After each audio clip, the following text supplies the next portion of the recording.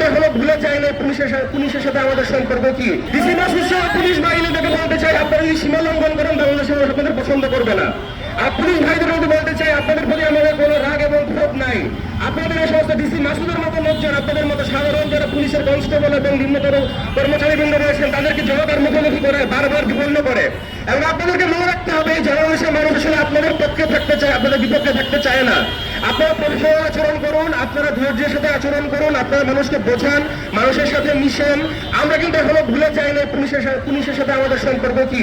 Police আমাদেরকে কেমন আচরণ প্রত্যাশা এবং কেমন নির্যাতন উপহার দিয়েছে জুলাই আগস্ট মাসে, আমরা কিন্তু এগুলো কিছু ভুলে যাই নাই।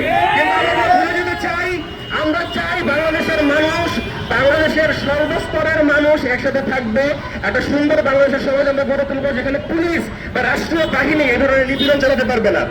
যে মৌখিক বাকবিতণ্ডার জন্য পুলিশ গায়ে হাত